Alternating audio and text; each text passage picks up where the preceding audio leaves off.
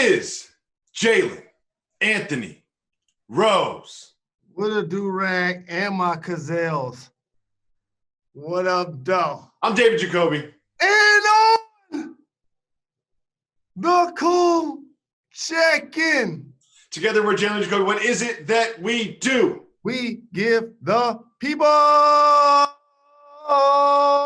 what they want. We'll always be giving the people what they want every single day on social media. Make sure you follow the Jalen Jacoby Twitter account and the Jalen Jacoby IG account, as well as our personal accounts. We're working every day to get back on the air, to give the people what they want. And the NBA is working very hard to give the people what they want as well. They're just trying to find new ways and some sort of way that they can bring back actual NBA basketball into our lives. The latest proposal of many involves basically what is a 25-day training period to ramp up for the return of professional basketball that's meaningful. Jalen, you played in the NBA for 13 years on about 16 different teams. How long do you think the appropriate amount of time is to sort of get players up to speed to play basketball? And if you find that you don't like my ways, well, you can send me back in 30 days is your answer. Because if it was only physical for the players, I would say training-wise, 2 weeks. Overall, as a unit, as a team, with a coaching staff, 4 weeks, including the front office preparation, just ownership settling, getting the entire building and everybody up to speed about the next phase. But also using that 30 days to make sure that there isn't a relapse in our country, that we're getting close to a vaccine, that not only professional sports leagues are getting testing, that people that need ventilators are actually getting them. As long as all of those things are moving toward conclusions, don't underestimate this month initially being July to get everybody back up to speed.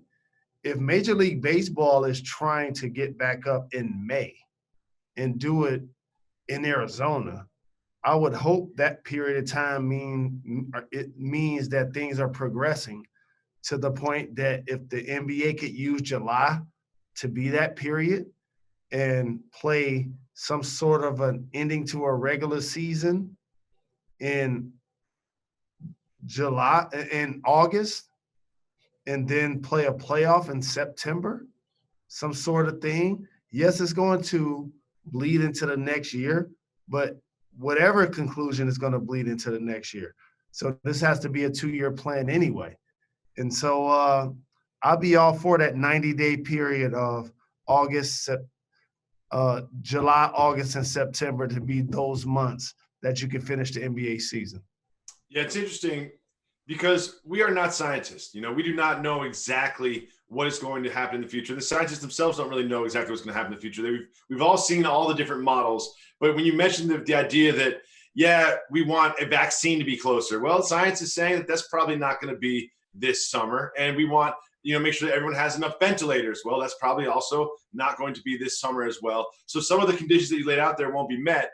But I think that they'll probably have some testing that'll be more effective. They'll be more rapid. You can get the results. So that can be something that can help sort of, shield the players from contracting the virus from other players. And I also think that this baseball model of this like isolation city, this kind of like compound of professional basketball players to play at some sort of tournament, whether it be the playoffs or some sort of modified playoffs, will probably be what we will see. Do you think all these games will happen in one location?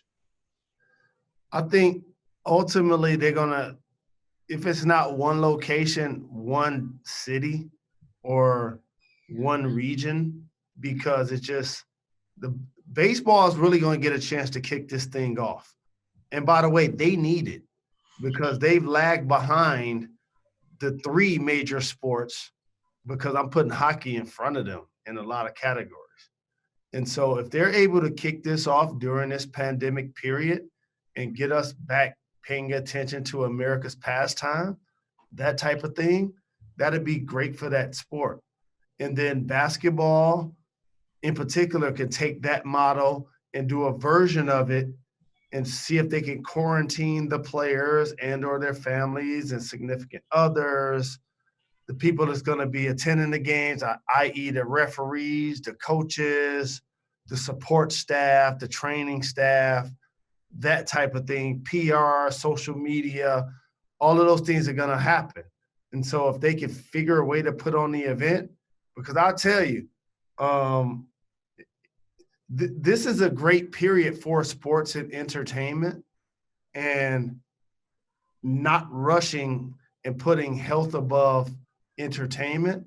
But if we are able as entertainers and public figures to give people a chance to take themselves away from what's happening in our climate, Jacoby, at least for 30 minutes, an hour, a game, a throwback game. We're watching old school movies. Like that's so very well worth it in a climate where we value sports. So I'm hoping that the NBA can find a way to make it happen. Well, we all hope the same. And like you said, this is a big moment. We're all looking for entertainment. We're binge watching shows. We're watching old movies. I watched White Men Can't Jump again for like the classic time on Saturday night until 2 a.m. So Jalen, while we also thirsty for the sports content, the NBA and ESPN got together and they said, you know what we're going to do? We're going to get some WNBA players. We're going to get some notable NBA players. We're going to get a couple washed up guys that work with Jalen on Countdown. And we're going to have a horse tournament. Now, the first thing I want to show you is your Countdown brother, your family member, Paul Pierce, going up against one of the most athletic finishers in the NBA, and that is Zach Lavine. I just want to show you one particular letter that Paul got put on his head. Let's take a look.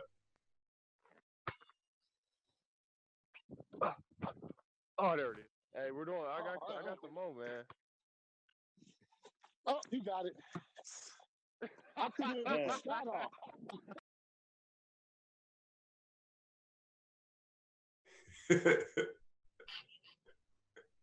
I don't think that's that hard. So you got to slap the board with your left hand and then curl it out. Like, I'm not saying I would do it on the first try, but I would do better than that. What happened with your man Paul? He was like, I'm not going to be able to do it. A few things took place. And this is why when I saw that email to participate, I was like, you know what? Jalen going to stand on the sideline and let this happen. Chauncey took care of his business. We'll get to him next. Mm-hmm. But for Paul, let me tell you a few things that went wrong soon as the show started. You ready for this? Number one, David Jacoby. He was in old man retire flow. Yeah. Had on a vest. Yeah. He had on Adidas shorts and Nike shoes. I saw that too. And white socks. Come on, Paul. So I was like, when I saw that, I was like, you know what? Today not going to be a good day. You know, the opposite of the Cube record. And then the other thing, he played against Zach Lavine. I've seen Zach Lavine do multiple videos in his backyard with his dog. He got his Seattle Seahawks colors out there. Like that's his home floor, literally. And he's smart enough to take advantage of his athleticism. Mm-hmm. People sleep on that in horse. They're like, oh, no dunking, but it's still a trick shot. So for him to use his athleticism, tap the board on the left and then reverse it on the right, that was a guaranteed letter for the guy that's talking about the game and not playing the game these days. So Zach Lavine became my favorite to close this thing out as we continue to watch what happens in this horse competition. It was, and we will continue to watch because we are just so starved for actual competitive basketball. But my man Chauncey Billups, I love Chauncey Billups so much because he took my strategy. Just take easy shots, free throws, little 15-footers, just little 8-footers. Just keep possession. You know, keep the ball in your hands. That's how you win at this. You can do all the fancy stuff. You got Chris Paul holding one foot behind him, using the other hand. Zach Lavine going under the backboard. The way to win this is just hit your mid-range shots. And you saw my man Chauncey Billups doing exactly that. But I gotta say something. Negative Jacoby got to show up for one second here. Negative Jacoby showing up. You know, Chris Paul, he got to let on that one. But it's Trae Young, and you're about to see his basket. That's not 10 feet, dog. And it's bent. Trae Young is what, like 6'1", maybe? He can reach up and touch the rim on that hoop. Like, you got to get up to 10 feet if you're going to be in a competition with other professional basketball players. Come on, Trae. So, Jacoby, Chris Rock once said it best. Shaq is rich. The person that write his check and own the team is wealthy. Mm-hmm. When I was watching Chauncey play against Trae Young, who's been to Mr. Big Shot's house, because he does a great job of being an OG and a mentor to so many players and working them out and welcoming them into his home. A member of Bad Boys 2, 2004 Detroit Pistons stand up. Rasheed, Ben Wallace, Rip Hamilton, Tayshaun Prince. What he did to him, if you look at the floor, Mr. Big Shot's court is state of the art. That's old money. That's retired money. He was shooting from the baseline, in the corner, behind the backboard. He see Trae Young's rim is bent in the front. He was shooting in the front, 4-3, off the glass, free throw, underhand. None of those shots in front of the rim, if your joint is bent, have a chance to go in. So I felt like that he was using that literally as his strategy, to the point where when he beat Trae was like, you know what, I got to come out there and kick it. And Chauncey like, you know what, we'll do another one off wax. You know what I'm saying? But I'm handling this right now. I'm moving on to the next round. We can do a real one. And Mike Conley had a full indoor gym. Like Mike Conley, you can tell Mike Conley's been in the league for a while because he's piled up those millions and he's got himself a full indoor gym. Everybody else got a little driveway or little sport court like Paul and Chauncey. But I want to bring you up to speed on something. You ready for this? You ready for this? You ready for this? You ready for this? You ready for this? I'm ready. I don't mean to cast any aspersions, and correct me if I'm wrong, but I would believe that Chauncey and Paul moved their families to the suburbs. Mike Conley's already lived there once he got to the league. And he got a max deal. So it's different, Jacoby. Trust me. And also, if you're a real estate agent, you was watching this like location, location, location. You ain't see nobody from New York, Pennsylvania, New Jersey. Why? You don't get the bang for your buck. No bang for your buck. The weather isn't the best. The taxes are the highest. You ain't see nobody from the East Coast doing this. You saw some Midwest, Pacific Northeast, West Coast, little South. But you ain't getting no East Coast on this one. No, we don't have space. I'm in quarantine with 3 little kids. We don't even have a yard. I was thinking about taking them up to the roof, but one of them's going to fall off, and I'm going to feel bad about it. But trust me, there's not enough room for a hoop over here. I got a little apartment in the middle of Manhattan. So, Jalen, so this started bubbling up on Friday, and there were some reports about some tension between Rudy Gobert and Donovan Mitchell, 2 of the Utah Jazz that both tested positive for coronavirus. Rudy Gobert was also accused, and sort of in some interesting wording by our colleague Woj, about not taking the coronavirus threat seriously at the time, and perhaps that could have led to some of his teammates, namely Donovan Mitchell, being infected with the virus. Rudy Gobert spoke over the weekend to Taylor Rooks about these reports, and here is what Gobert had to say. It's true that we didn't speak for a while after this, but we did spoke a few days ago. And, like I said, we both ready to go out there and try to win a championship for this team. It's all about being a professional, and, everyone got different relationships. Everyone got, it's never perfect. Married people that are married, it's never perfect. So, me and my teammate, no, it's not. It's far from perfect. But at the end of the day, we both want the same thing, and it's winning. And, and we both grown men, and we both going to do what it takes to win. So, Jalen, he's downplaying it, saying there's no big deal. We always want to win a championship. Once we get back on the court, everything will be fine. And other people have said that. But these reports of tension don't come out of nowhere. Like, they don't come out of nowhere. So something was up. What do you think about Rudy Gobert's response to reports of tension between him Well, and Donovan Mitchell? for me, it's multi-layered because maybe it's just my personality too. If I'm Rudy Gobert, I stop explaining myself and stop apologizing at this point, because what he did was irresponsible and immature in how he didn't take it so very serious. But he didn't understand the magnitude of what was happening. And once he did, his tone changed dramatically. And I know he sympathizes for his undisciplined behavior initially as it related to distancing, respecting the coronavirus. The next step is, if I'm Donovan Mitchell, you can be the dog, you can be the homie acting silly and kikiing about it and rubbing the microphones and rubbing everybody's skin and their clothes and, making it a mockery in a locker room. But on the other hand, you can't be the dude to catch it. You know what I'm saying? And so all of a sudden when that happens, yeah, I am feeling some type of way because you got the warnings and the information I got, but yet you was acting undisciplined and your behavior probably made me get it. So of course I'm going to feel some type of way. And that's not going to just go away in like 5 minutes or, a FaceTime call. And I've been someone that predicted that Donovan Mitchell's long-term future wasn't in Utah. Mm-hmm. That just further puts gasoline on the fire that I've stoked for a year and a half, David Jacoby.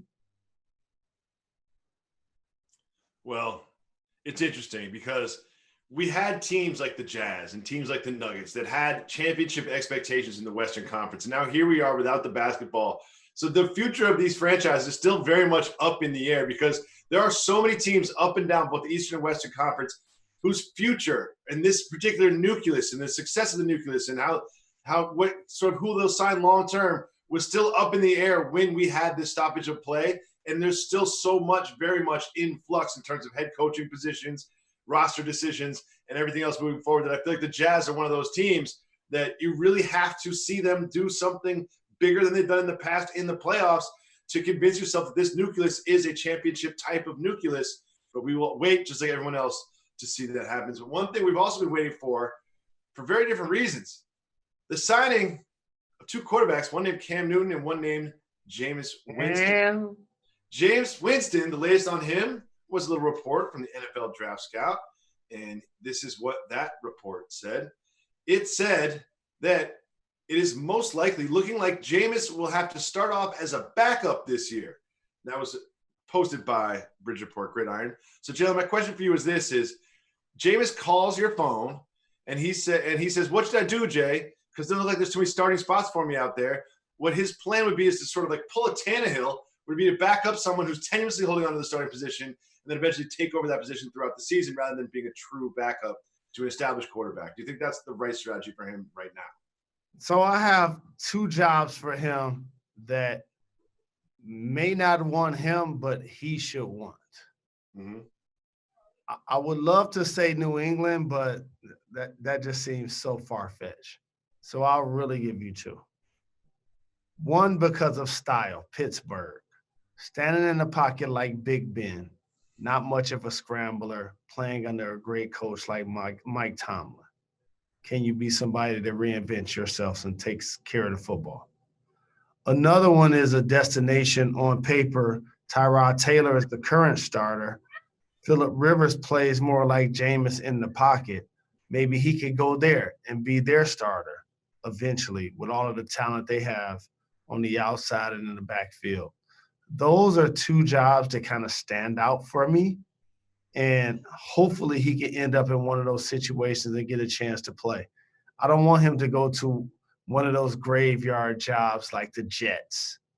I don't want that to happen for him because you get in, you play 1 or 2 bad games, you get closer to being out of the league that way.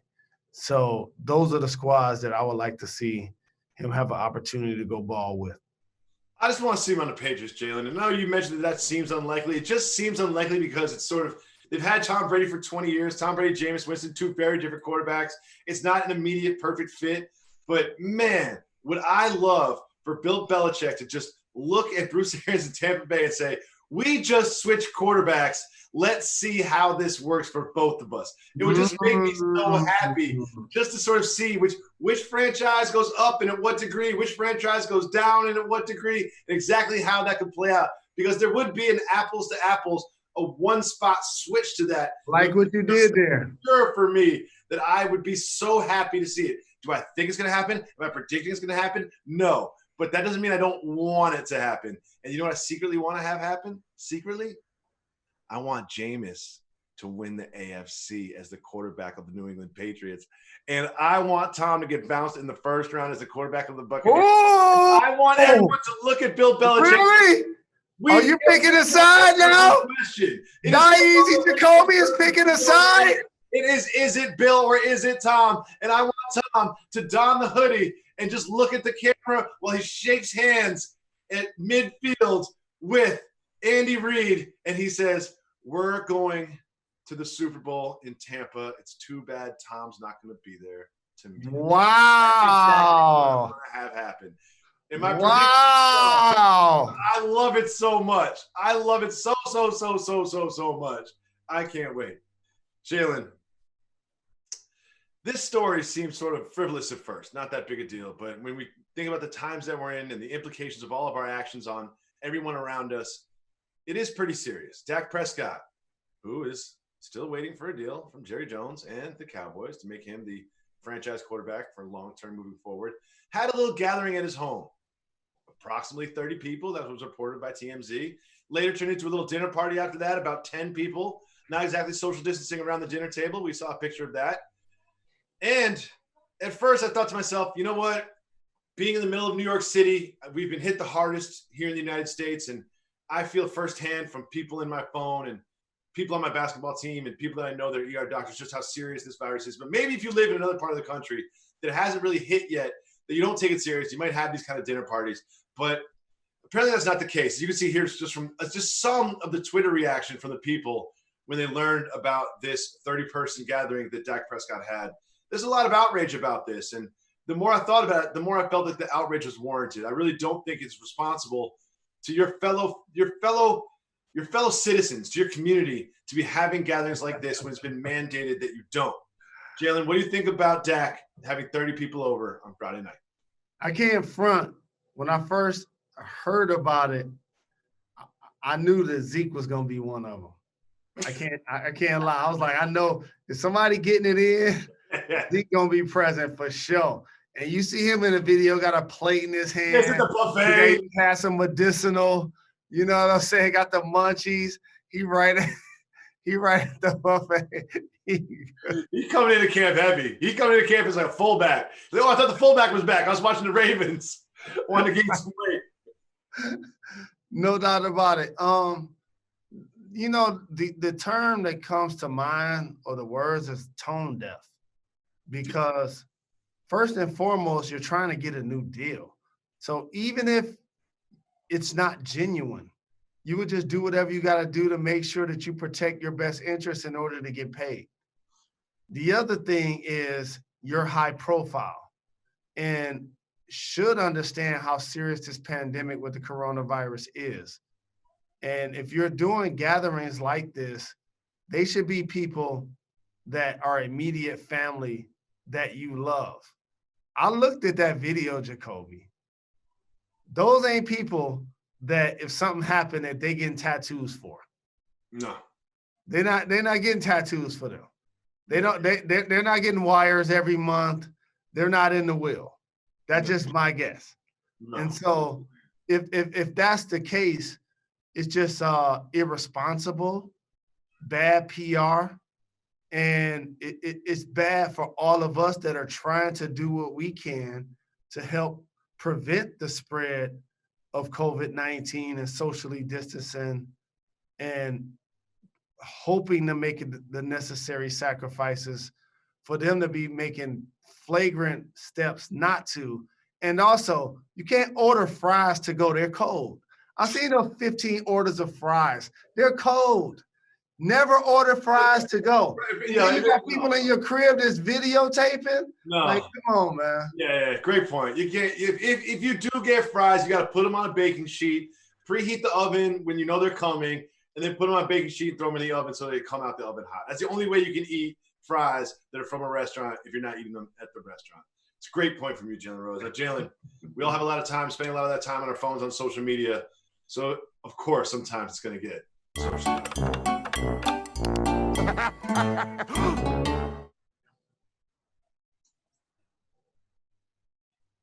Jalen, it's happened with Todd Gurley. It's happened with Kevin Durant. And now it has happened to your namesake, Jalen Ramsey. And when I say it's happened, of course I mean they've been watching some Instagram lives that feature some erotic performances, and they don't just join the chat. They comment on it, not just once, but twice. What do you say of your guy, your namesake, Jalen Ramsey, not just enjoying some erotic videos live on Instagram, but commenting on it?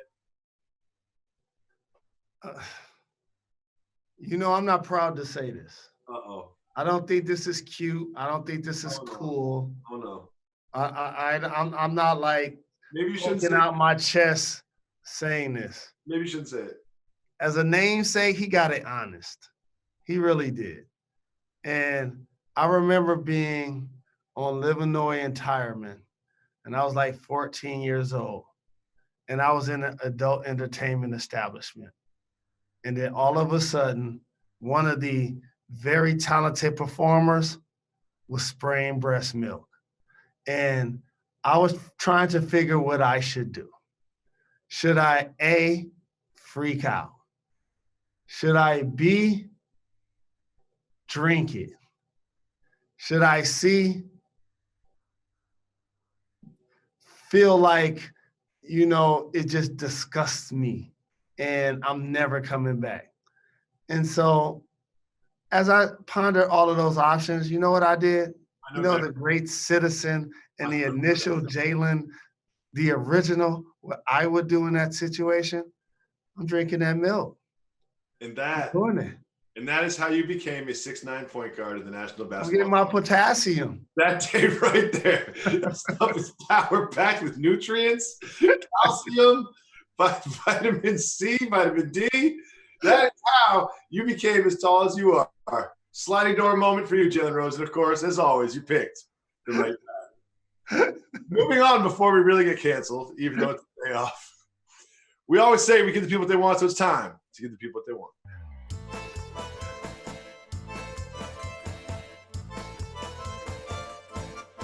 So, Jalen, here in New York City, it feels like we might be at the peak of a plateau or something. Who knows? This is a very unpredictable virus, but we're all been doing this for quite some time, and we're looking forward to when things start to return a little bit back to normal again. So we asked the people what they're most looking forward to when the quarantine is lifted. And here are 3 responses. Judge Jalen, we'd like you to pick your favorite. The first response we have is this: in process of buying a house now. First thing I'm doing is grilling the biggest lobster and tuna steaks I can find. Yes. Adult beverages. Yes. Hey, Ward. What up, though? And then the next nominee is Nathaniel Phillips. He said, hug my bartenders and tip very generously. Nathaniel, don't forget the performers. Tip them as well. Rose. And then finally, the last nominee we have is BYIM93. Buying a ticket to the J&J live show at the Ramsey Theater once it's rescheduled. Jalen, those are your 3 nominees for best social media response of the day from our viewers and listeners. So we've got grilling the lobster tails, we've got tipping the bartenders, and we've got buying a ticket to the Ramsey Theater J&J show. This is tough. You're really struggling now. You know what? I'll say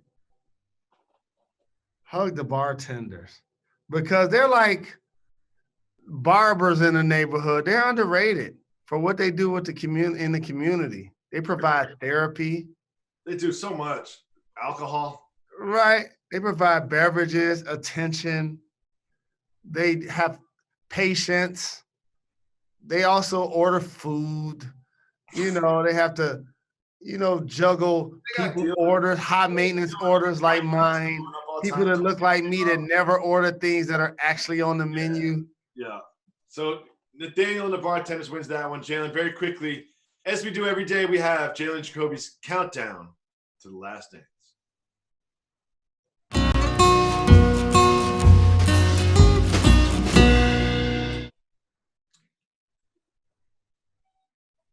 The Last Dance is obviously the Michael Jordan 10-part documentary series being released by ESPN in less than 1 week on April 19th. And we don't have a lot of time left in the show, Jalen, so I want you to answer this one quickly if you can. Okay. Will we ever see another player dominate from the mid-range the way Michael Jordan did? Not at all. And just so you know, free throw line extended, that's called the elbow. On the block, that's called the box. And usually terrific scores dominated what we call the boxes and the elbows. That's why a guy like George Gervin can score the way he did to win the scoring title on the last day of the year. David Thompson, the same exact thing. Kobe Bean Bryant, Kevin Durant, Allen Iverson in his own way with the mid-range. Like, these guys were so very effective, 15 and 18 feet away from the basket. But Jordan took it to a different level because he could also finish above the rim with the best of them. So imagine you see big guys that are able to finish at the hoop, get layups, dunks, get and ones, like a Shaq. Imagine a perimeter version of that. That's MJ. But also playing in the mid-range like a Bernard King. And so I don't believe we'll see that again. And I don't believe you'll see a guy with two separate three-peats where he won finals MVP in each of the championship years. Well, something you will see again is Jalen Anthony Rose wearing a do-rag on Jalen and Jacoby, because we're coming back every single day, 4 o'clock. Why is that, Jalen Rose? We're not done. We're not done. We're not done. We'll see you tomorrow.